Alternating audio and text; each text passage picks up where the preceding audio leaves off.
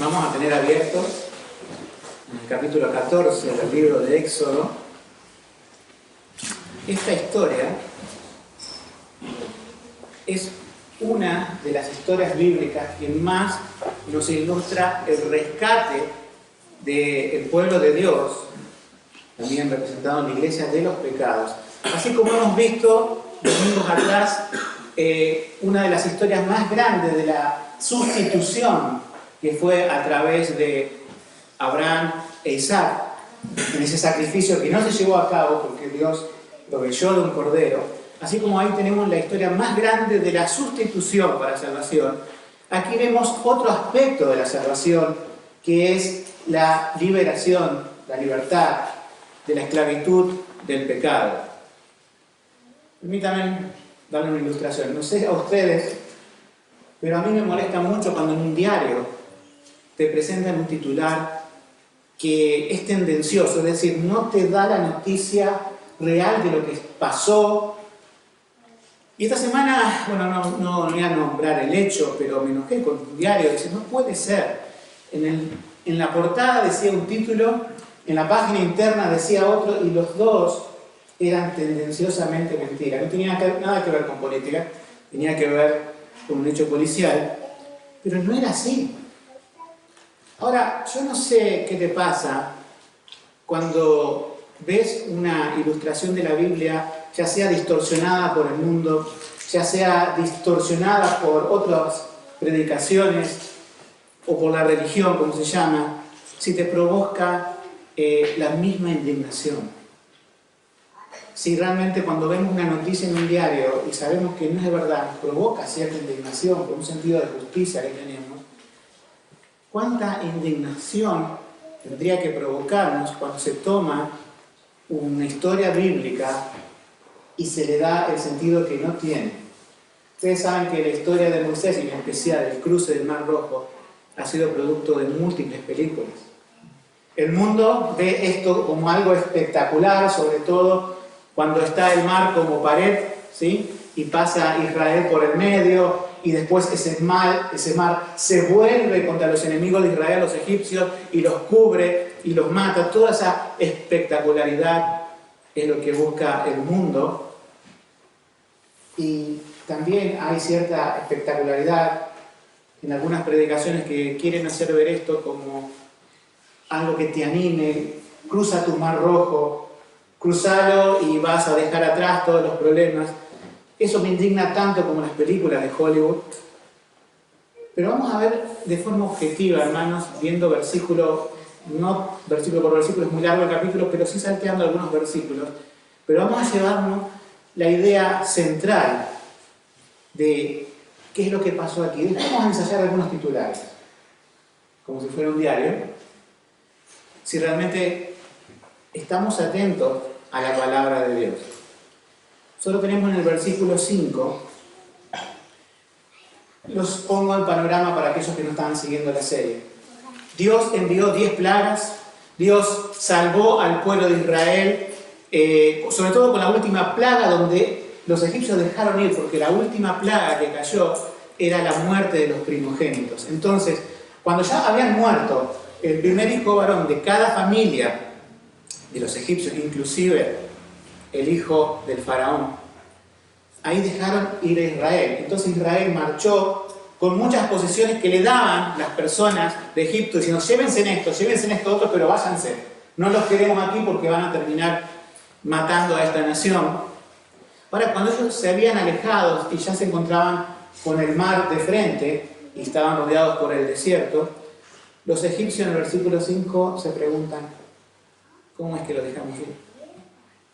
¿Cómo es que lo dejamos escapar? Eran nuestros esclavos. Nuestra nación, nuestro imperio, se basa en mano de obra esclava para construir todas las cosas que ustedes ya saben que han construido los egipcios, y gran parte de esa mano de obra esclava junto con otros pueblos, pero fue principalmente Israel. Esta nación dentro de otra nación, Israel dentro de Egipto, de quizás más de 1 millón de personas, trabajando, ¿cómo es que lo dejamos escapar?, se preguntan. Ahora lo empiezan a perseguir, o sea, van en busca de ellos. La gente de Egipto dijo, váyanse, llévense todo lo que quieran, pero no vuelvan. Ahora, el faraón, junto con 600 carros preparados y muchos más, fueron a perseguir a Israel. Pero ¿qué pasó cuando Israel levantó su vista y vio los carros del faraón? ¿Qué pasó cuando los israelitas dijeron, bueno, ya nos libramos de los egipcios, pero se dieron vuelta y vieron que estaban allí? Y no solamente allí, sino que venían a hacerles guerra y matar, porque ellos no tenían nada para hacerles frente. Esto nos dice el versículo 10, que los israelitas tuvieron temor, temieron, ¿sí? En gran manera, dice, temieron en gran manera y clamaron a Jehová. Ahora, una reacción de incredulidad de parte de los israelitas en el versículo 12. Ellos habían sido testigos de 10 plagas, habían sido testigos de la mano de Dios sobre Egipto en su castigo, habían visto todos esos milagros y que de ellos no había muerto nadie y de que a ellos no lo habían alcanzado las plagas. Y dice, era mejor estar en Egipto, era mejor morir allí. No es lo que hablamos en Egipto diciendo, déjanos servir a los egipcios, porque mejor nos fuera servir a los egipcios que morir nosotros en ese desierto. Entonces esta historia nos muestra cómo Israel apenas había escapado de Egipto, ya quería volver. No era que te decíamos cuando estabas ahí, queremos seguir en esclavitud. Por lo menos no vamos a morir. Y si muere alguien, lo vamos a enterrar. Pero nos has traído en el desierto para que ni siquiera tengamos tumba. Y ya se querían volver.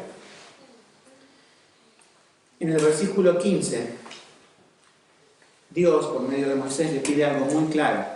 Entonces Jehová dijo a Moisés, ¿por qué clamas a mí? Di a los hijos de Israel que marchen. También se quedó entretenido a Moisés. Entonces, Señor, ¿qué hacemos ahora?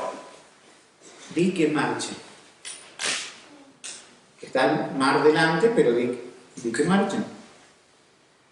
En el versículo 21, ahí Dios hace uno de estos grandes milagros que es recordado por toda la tierra, no solamente Egipto, en donde el mar es dividido, el mar rojo, ¿sí?, es dividido, y extendió Moisés su mano sobre el mar, e hizo Jehová que el mar se retirase por un recio viento oriental toda aquella noche, y volvió el mar en seco, y las aguas quedaron divididas. Esto no es un fenómeno natural, de más está explicarlo, pero aún comentaristas incrédulos de la Biblia le atribuyen a esto, diciendo no, fue el viento de toda la noche que retiró el mar, pero jamás, si prestamos atención al texto bíblico, pueden quedar paredes de agua.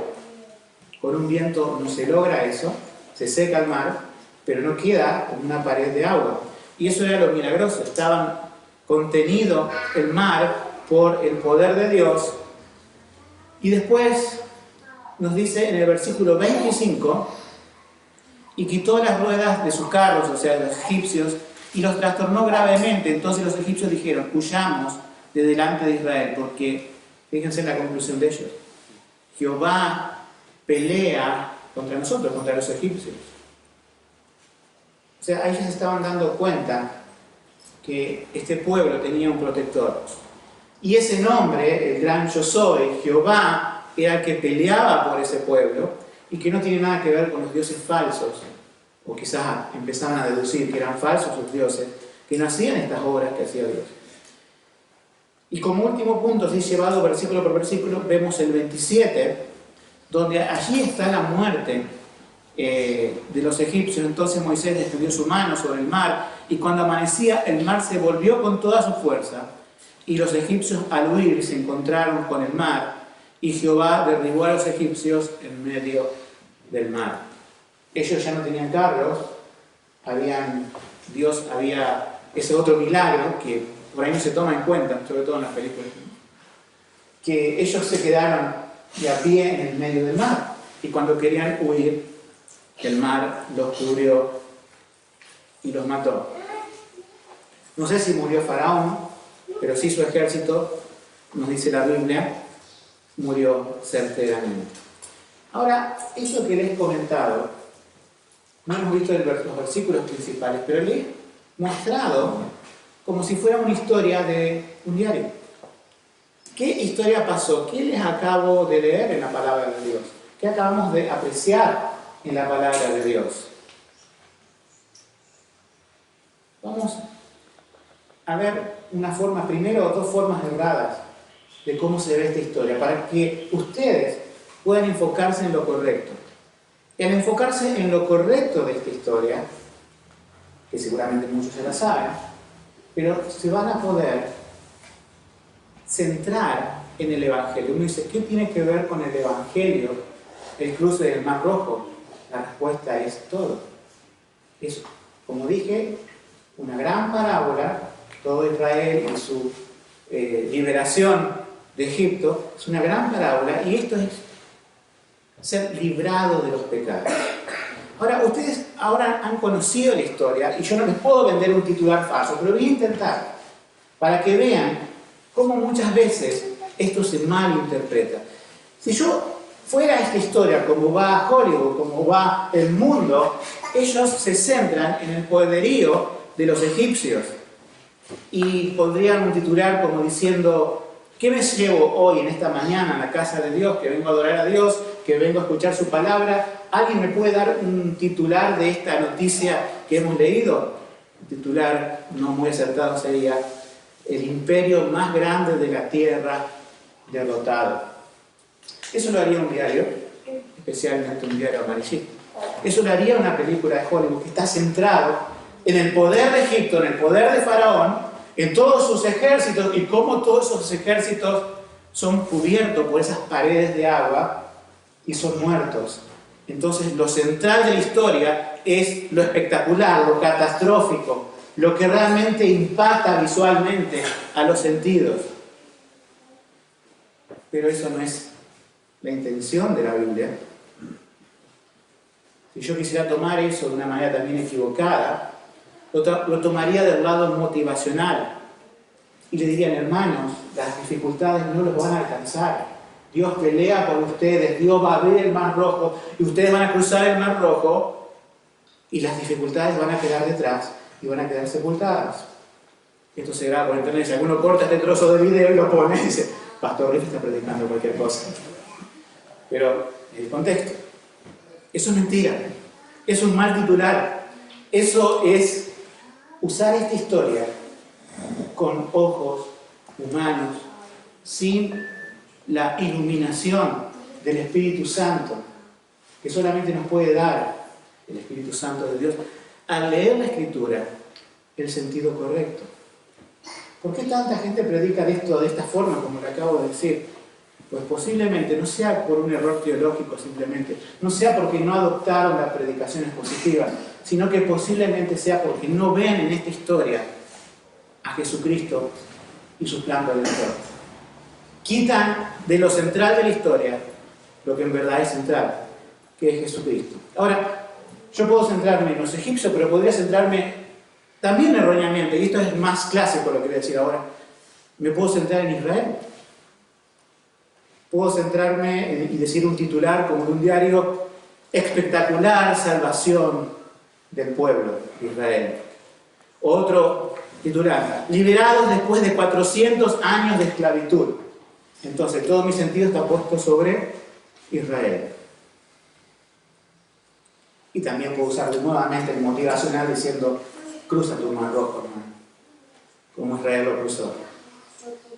Centrar la historia en Israel también es incorrecta, pero ¿cómo? No es lo central que un pueblo escogido por Dios fue liberado y que esa es la historia central de esta porción de la Escritura. No, no lo es. No es Israel el centro de la profecía, no. No lo es, Jesucristo es el centro de la profecía. Gran parte de la iglesia se equivoca a hacer de Israel el centro de todas sus historias. Porque Israel interpretó todo lo que hizo por Dios, Dios por ellos, como que ellos se lo merecían y ellos eran el centro. Cuando vino Jesucristo a este mundo, se encontró con un Israel orgulloso de su nacionalismo. Sí, claro, los romanos dominaban y le cobraban impuestos, pero ellos despreciaban al resto porque ellos son el centro. Y tristemente, parte de la iglesia comete ese mismo error nacionalista de poner a Israel en el centro. He visto muchas iglesias que tienen acá una bandera de Israel o acá la estrella de David. Yo digo, no están viendo la Escritura, que el centro de la Escritura es Jesucristo. Pero hay unos versículos que nos da el Antiguo Testamento y que nos da Pablo en el Nuevo Testamento, en sus cartas, que nos centra en cuál es la parte más importante de esta historia. Este mensaje yo lo había anunciado y tenía un título, y tiene un título. ¿Cuál es el título? Rescatados, ¿para qué? Para su gloria. Para la gloria de Dios. Ahora, en Éxodo 9:16, unos capítulos antes, dice esto. Dios ya advierte a Moisés y obviamente también a todo el resto. Dice Éxodo 9:16, a la verdad yo te he puesto para, le dice a Faraón, declarar en ti mi potencia. Dice, y que mi nombre, dice Dios, ¿recuerdan el nombre de Dios? Hemos dedicado un mensaje a eso. Mi nombre sea anunciado por toda la tierra. Ahora, curiosamente, el apóstol Pablo toma ese mismo versículo y lo trae al Nuevo Testamento. Y esto se encuentra en Romanos 9:17. Es muy parecido, Éxodo 9:16. Romanos 9:17, como si continuara. Porque la Escritura dice a Faraón, para esto mismo te he levantado. Y aquí están las dos cosas, no sé si la han podido captar. Para mostrar en ti mi poder o potencia y para que mi nombre sea anunciado o contado en toda la tierra. Aquí está, en lo que Dios dice, en lo que Pablo repite, la centralidad de esta historia, el titular. Y acá podemos ensayar otro titular, no ya del punto de vista humanista, o centrado en los egipcios, o centrado en Israel, sino que podemos ensayar este titular, el gran poder del gran yo soy, podría ser uno. Jehová es el verdadero Dios. Jehová es el Señor de toda la tierra. Jehová es Dios y no hay otro. La salvación pertenece a Jehová. ¿Se dan cuenta que podemos ensayar un montón de titulares, por así decirlo, centrados en la gloria de Dios? En el versículo 4 del capítulo que hemos leído dice, yo endureceré el corazón de Faraón para que los siga o persiga, y seré glorificado en Faraón y en todo su ejército, y sabrán los egipcios que yo soy Jehová.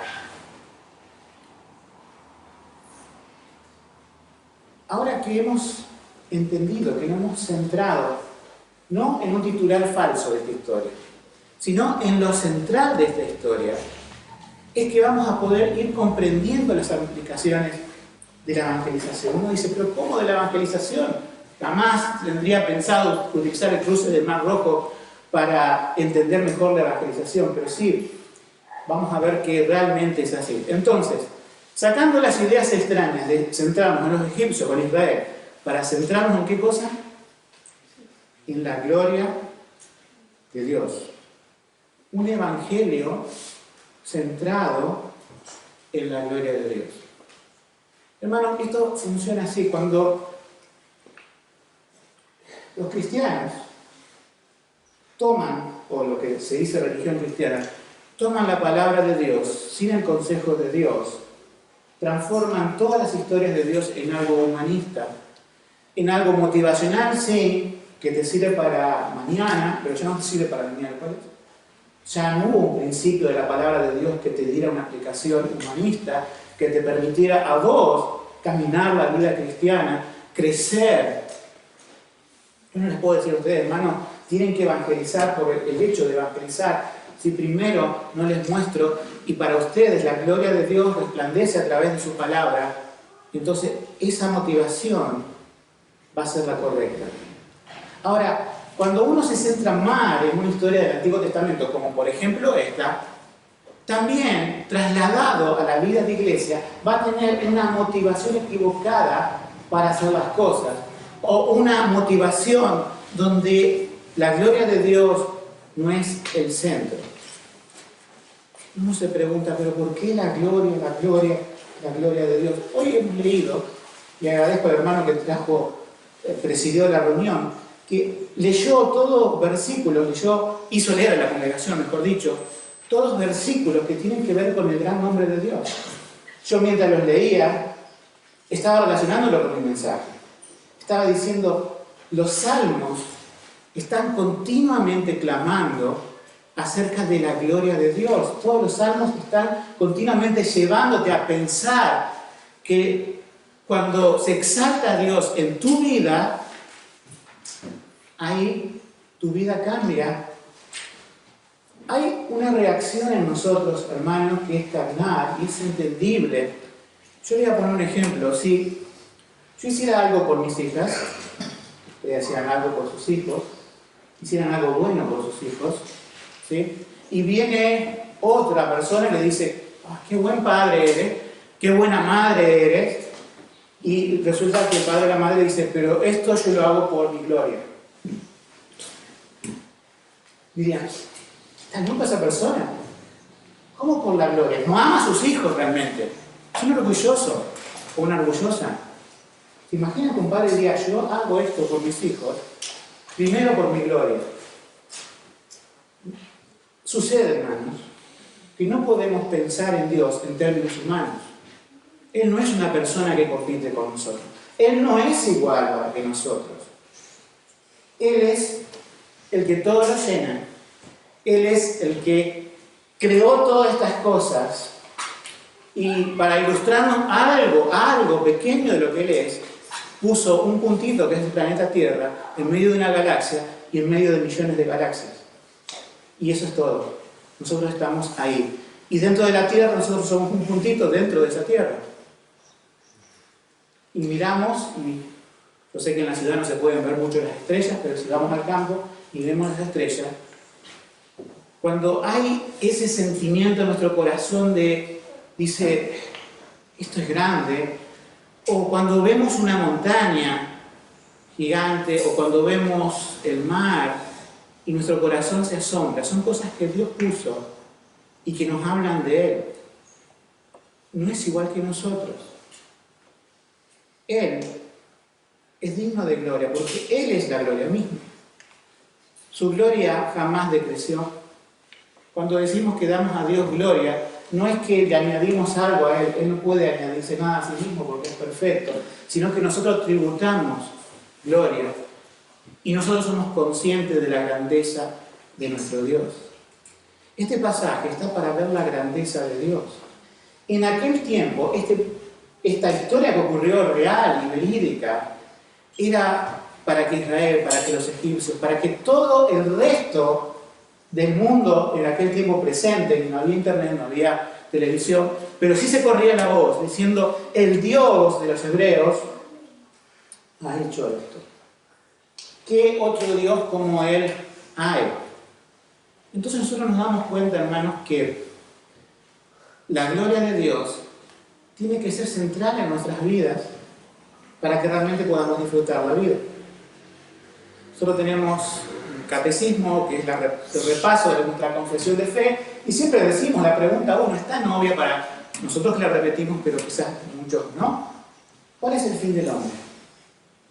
No es solamente glorificar a Dios. ¿Cuál es el fin del hombre? Glorificar a Dios y disfrutar de Él para siempre. Esa es la pregunta número 1 con la respuesta número 1. Empezamos por ahí. Empezamos por la gloria de Dios. No empezamos por la salvación de los perdidos. No empezamos por la vida de iglesia. No empezamos por nuestras necesidades. Empezamos por la gloria de Dios. Y cuando buscamos la gloria de Dios, ¿qué hacemos? ¿Qué provoca eso en nosotros? Deleite. Provoca felicidad. Disfrutar quiere decir eso. Si cualquier persona estuviera aquí amargada, la mejor motivación para salir de su amargura es vivir para la gloria de Dios. Yo me doy cuenta que en mis amarguras, en mis rabietas, en mis desazones, cuando quiero solucionar todas mis cosas y las planteo en forma terrena, te amargan más, pero cuando las hago para la gloria de Dios, la motivación cambia y el estado del corazón cambia. Fíjense en lo del evangelismo. Si no me preguntara a las iglesias, ¿por qué hay que evangelizar? Lo primero que te dirían en nuestro tiempo, no todos, pero la gran mayoría, dice, hay que salir a predicar el evangelio por el amor a los perdidos. Y eso es una gran verdad. Tenemos que tener amor por los perdidos, pero esa no es la motivación primaria de salir a predicar. ¿Cuál es la motivación primaria? La gloria de Dios. ¿Se dan cuenta? La motivación primaria, digamos, sacado de la historia del cruce del Mar Rojo, no es Israel, o sea, los perdidos que Dios salvó. No es el ataque del diablo y el pecado, los egipcios. Sino que la motivación principal, ¿qué es? La gloria de Dios. Hermanos, la iglesia no es la ONG de Dios. La iglesia no es la sucursal que tiene Dios en el mundo para hacer buenas obras, simplemente. Sino que la iglesia tiene que testificar de la gloria de Dios. Cuando nosotros nos centramos en la palabra, cuando hay una teología que se centra en la Biblia, eso da primeramente gloria a Dios. Antes de salir a hacer evangelismo, una teología que exalta a Dios va a llevar a tener una motivación correcta al predicar el evangelio. Pablo decía, yo sé que muchos anuncian el evangelio por contención, por envidia, pero nosotros lo hacemos con el gozo. Pablo hacía todo por el gozo que traía la gloria de Dios. Entonces la gloria de Dios está primero, la salvación a los perdidos es una consecuencia de glorificar a Dios por medio de la predicación y Él se goza en salvar almas. Entonces, si nuestra vida está centrada en la gloria de Dios, si nuestra iglesia está centrada en la gloria de Dios, nuestro evangelismo estará centrado en la gloria de Dios. Y esto cambia nuestra óptica del evangelio. Muchas veces uno se desanima porque le habla a una persona, le habla a un familiar, le habla a un compañero de trabajo que a lo mejor te escuchará para miles de cosas, pero no quiere que los entretengas 10 segundos con algo de Cristo. Dios es glorificado en los que se salvan y en los que se pierden. Dios siempre va a ser glorificado. A Dios lo glorifica el cielo, a Dios lo glorifica el infierno. El infierno no es el fracaso de Dios y el cielo el éxito. Es todo el éxito de Dios. Uno glorifica su justicia y otro glorifica su amor y su misericordia. La justicia y la santidad sobre el castigo del pecado es glorificada. La misericordia y el amor es glorificada en los que se salvan. De una u otra forma Dios es glorificado y cuando uno entiende esto, la perspectiva cambia. El diario vivir cambia. Es algo tan simple, parece. Y esto lo decía un pastor llamado John Piper actualmente, ¿no? Que cuando Dios es glorificado a través de nosotros, eso produce alegría. Esta era la teología de los puritanos en la antigüedad. Por eso está en los catecismos reformados esa pregunta número 1, esa respuesta número 1, que es la gloria de Dios y disfrutar de Él para siempre. Aquellos predicadores que han tenido esta teología han sido los mayores predicadores de la historia. No los mayores acumuladores de gente, aunque sí acumulaban gente mucho, pero la gente se salvaba porque se predicaba un evangelio centrado en la cruz, centrado en Cristo y en su gloria. O sea, de todas las glorias de Dios, Dios es glorificado salvando a un pueblo, haciendo dividir un mar, Dios es glorificado en las 10 plagas, Dios es glorificado cuando vamos a ver que hace caer pan del cielo o agua de la roca. Pero de todas las glorificaciones de Dios que encontramos en la Escritura, hay una que es mayor que todas, y es a donde apuntan todas las flechas de la Escritura, que es la cruz de Cristo. Pero si la cruz de Cristo, decimos, es un lugar de humillación, ¿cómo puede ser la gloria de Dios al mismo tiempo? Eso es lo maravilloso de esto. Es gloriosa la resurrección, pero también es gloriosa la cruz de Cristo. Porque el Dios hecho hombre que bajó por amor de su pueblo, dio su vida en la cruz, se humilló a sí mismo, y no vemos otro amor más grande, palpable y manifestado por Dios que la cruz de Cristo. Esa es la historia nuestra. Esa es la historia de la gloria. Hay una canción que cantamos, dice, oh, la gloria de la cruz. La cruz, igualmente, cuando el mundo ve la cruz, con sus películas y con todo, lo ve como agonía, lo ve como sufrimiento, y no más allá de eso. Y hoy gran parte de la iglesia se saltea la cruz para ir a beneficio. Ahora, la gloria de la cruz, el centro de la historia, es ese. Y tiene relación con lo que acabamos de leer.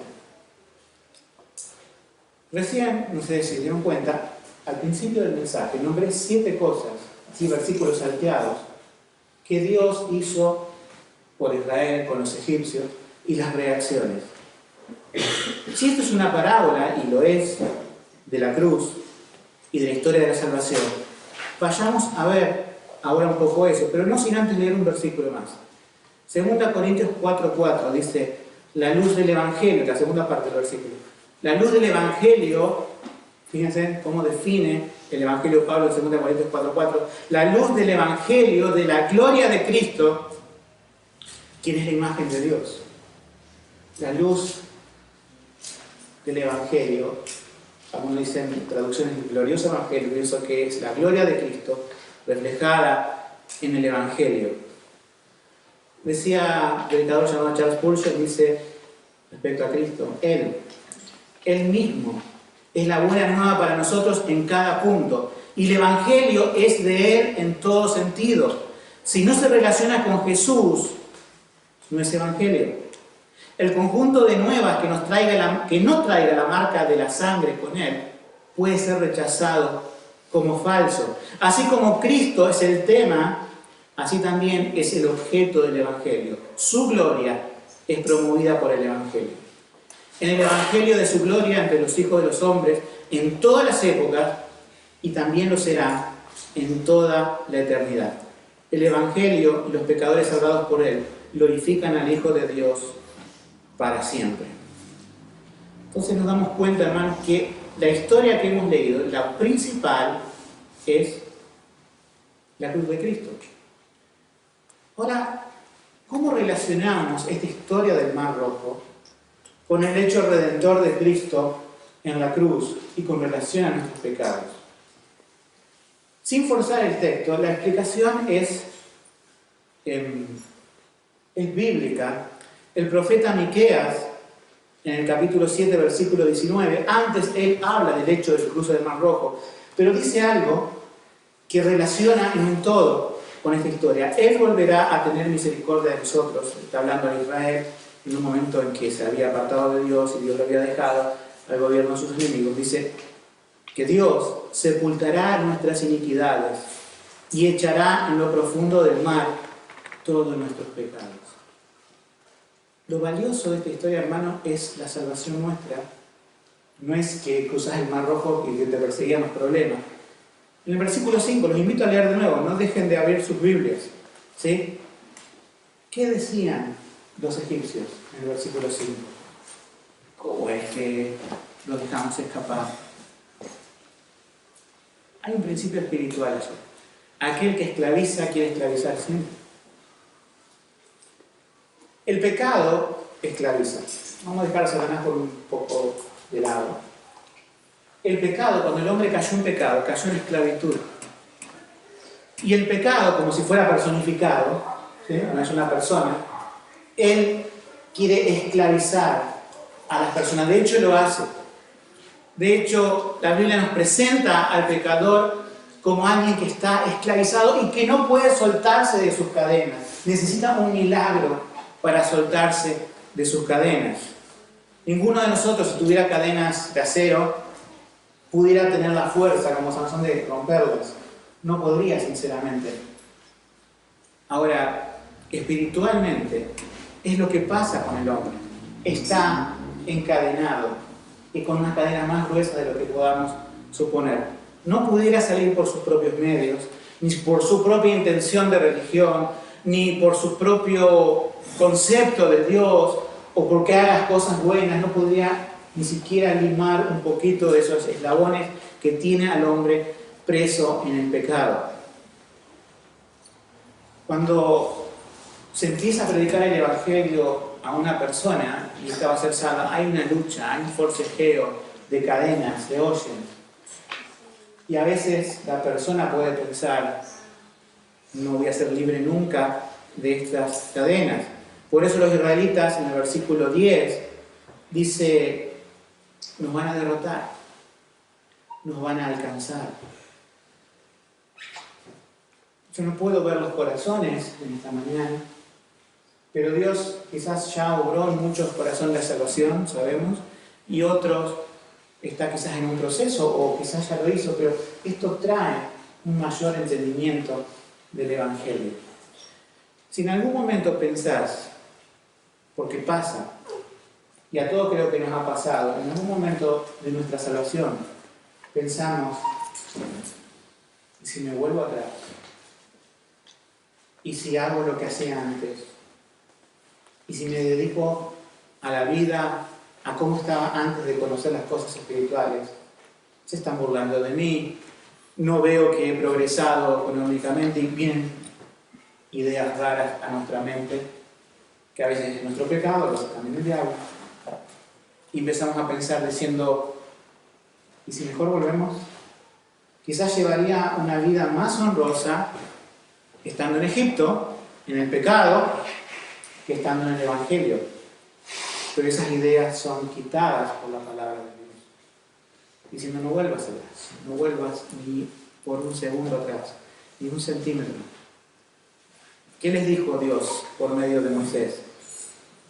Diles que marchen, versículo 5. Cualquier persona que esté acá haciendo ese proceso de decir, estoy dejando mi vida vieja y veo en Cristo una vida nueva, que en ningún momento nada te tiente a volver atrás. Aquellos que se pierden, aquellos que se acercaron a la religión por su propia fuerza, pueden volver atrás. Pueden decir, bueno, me voy a mi antigua vida, puedo conocer una persona, puedo encontrar un nuevo trabajo, me puede ir en esto, y ya se olvidan. Por eso es muy peligroso pensar que las personas en necesidad económica o afectiva, o porque no encuentran un círculo social, se acercan a la iglesia por esos motivos. Porque también se irán por iguales motivos. Pero si se acercan por Cristo, es porque Dios lo está trayendo. Nadie podría a Cristo, que el Padre no lo trae. Entonces, eso lo va a hacer con la predicación de la palabra. Cuando una persona es motivada por una cuestión espiritual, permanece por una cuestión espiritual. Cuando una persona es motivada, y hoy se hace mucho en la iglesia, por un entretenimiento, por una cuestión afectiva, por una cuestión social, vas a tener que mantener todo eso para que la persona siga estando, pero se dé una vida artificial sin Dios, porque no ve la gloria de Dios, no puede ver a Cristo en la cruz como algo valioso. Pero cuando abrís la palabra y la compartís, eso se transforma en lo valioso y eso da gloria a Dios, y el alma que se acerca por ese motivo es que Dios la está trayendo. Y cuando sienta el deseo, y si me vuelvo a Egipto, Dios la impulsa hacia adelante. Eso creemos en la perseverancia que Dios, a través de su Espíritu Santo, hace en los corazones. Yo me he dado cuenta muchas veces en mi vida que me quedo parado, me quedo quieto en el sentido espiritual, y hay algo que me impulsa, me empuja hacia adelante, y yo sé que no es otra cosa que la mano de Dios y no mi propia fuerza y mi entusiasmo. El creyente tiene esto siempre, que Dios dice marcha. Y Dios pelea por el creyente, y lo hizo en la cruz. Ese es el punto donde dice Dios pelea por Israel a la orilla del Mar Rojo. Dios peleó por un pueblo que compró al precio de la sangre preciosa de Cristo, y es Él el que pelea. Y es Él el que ganó la batalla. Simplemente nosotros vamos a reclamar la victoria ganada de Cristo en la cruz por su pueblo. Cuando entendemos también la evangelización desde ese punto de vista, nuestro concepto de Dios amplía enormemente. Nosotros tenemos, y aquí hay un hecho que pienso que es casi la parte central de todo esto. En el versículo 21 dice: el mar se dividió. Nosotros nos imaginamos en aquel momento los israelitas cruzando un mar rojo, que en ese momento era celeste seguramente, no tenía color rojo todo el tiempo, había a veces que se transformaba así, pero vemos a Israel cruzando con ese mar con paredes de agua. Imagino la expresión de los israelitas al ver eso. Y eso permitió que dejara a los egipcios detrás y avanzara hacia donde Dios le dijo que avanzara. ¿Cómo llegamos a la presencia de Dios? Nuestros pecados nos tendrían esclavos por 400 años. No podríamos escapar. ¿Cómo Dios ideó el plan de salvación? El plan para salvarme a mí, el plan para salvarte a vos. ¿Cómo lo ideó Dios? Dividió el Mar Rojo. Envió a su Hijo Jesucristo para que hiciera una entrada a la presencia de Dios. Abrió un camino, y Él es el único camino, por eso no acepta otro, para que podamos ir a la presencia de Dios. Pero lo espectacular de esto no son paredes de agua, lo espectacular de esto es que su carne fue abierta por nosotros en la cruz. Su cuerpo fue partido en la cruz. Su sangre fue derramada en la cruz. El velo fue quitado, nos abrió la entrada al Padre. Cristo, al morir en la cruz, es la división del Mar Rojo, donde Dios dice: escapa de tus pecados. Y si alguno piensa diciendo: no, pero mis pecados me van a alcanzar, ¿qué hizo Dios con los egipcios? Trastornó sus carros, quitó las ruedas, y como dice el profeta Miqueas, sepultará nuestras iniquidades y echará en lo profundo del mar todos nuestros pecados. Fíjate cómo es este perdón que te ofrece Dios. No es un perdón diciendo: bueno, hiciste las cosas bien en acercarte a mí, camina derechito. No, es más que eso. Es Dios te abrió una entrada por Jesucristo, en el cual has creído con fe, has puesto tu esperanza en que Cristo murió por tus pecados en la cruz, y Dios dice: esto es lo que hago con los pecados de todo aquel que pone fe en Jesús. Lo sepulto en la mar. No se encuentran más. Él, siendo omnisciente, cantamos y vamos a volver a cantar, olvida mi error voluntariamente. Él, siendo omnisciente, que sabe todas las cosas, sabe mi vida pasada, presente y futura, y en cada detalle, Dios, al perdonarme en Cristo, dice: nunca más vamos a volver a hablar del asunto. Cuando vengas a mi presencia, yo no voy a sacar esos pecados y te voy a poner delante de la cara para decir: mirá qué mala persona eras. Al contrario, va a decir: todo esto fue olvidado y perdonado en Cristo Jesús. No me acordaré más de esos pecados. Quedamos sepultados en un mar de gracia, en un mar de amor, en un mar de misericordia de parte de Dios. Entonces esto es lo que realmente me abre los ojos a la historia. Digo, esta historia era algo más profundo que eso.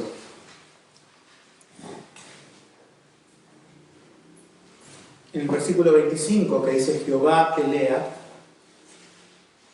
hay dos puntos más, con eso terminamos. Jehová pelea por nosotros. El Hijo de Dios vino a pelear una batalla en la cruz. Donde estuvo su cuerpo trasladado muerto 3 días en la tumba, ahí no peleó ninguna batalla. La batalla fue en la cruz, y la batalla quedó terminada cuando Él dijo, consumado es. Cuando dijo consumado es, se cerró el mar, ahogó todos los pecados y nosotros estábamos salvos en la otra costa, en la posición segura con Dios. Cuando Él dijo consumado es, ya no hay más peleas por hacer. Ya el pecado, el Satanás y la muerte fue derrotado, fueron sepultados. Los pecados fueron sepultados, Satanás fue derrotado. Y hoy nosotros tenemos esta victoria gracias al Señor Jesús. En el versículo 27 dice que el mar cubrió todo eso. Jesús realmente, hermanos, cubrió nuestras faltas, cubrió nuestros pecados. ¿Qué sentimiento nos llevamos en esta mañana delante de la palabra del Señor? No hace falta, ¿verdad?, que te muestre una película para asombrarte del milagro de Dios, del Mar Rojo. Prefiero que enfoques tu corazón al Calvario. Yo sé que eres creyente, enfoca tu corazón al Calvario en esta mañana. Si lo estás conociendo, enfoca tu corazón en lo que hizo Jesús en la cruz en esta mañana. Pídele a Dios, creyente, y aquel que está en proceso, que te muestre nuevamente, por lo que hemos visto de la Escritura, el Espíritu Santo te dé iluminación para que puedas decir, esto es precioso, esto es realmente lo de valor, esto es realmente por lo cual nos congregamos. No un evangelio centrado aquí en el hombre, sino salir de aquí, dejar a Cristo en el medio y que Él sea nuestra gloria. Que ahí veamos, Dios, no eres como una persona que reclama su gloria, tú eres digno de toda adoración, tú eres digno de todo mi ser. Y cuando nuestro corazón es elevado así al Señor, realmente ahí cambia todo nuestro corazón. ¿Qué puede hacer esto así esta mañana, hermanos? Que la gloria de Dios sea más que suficiente, y lo será, para cautivar nuestro corazón y para darnos la felicidad que solamente Él puede darnos en un mundo que no lo da.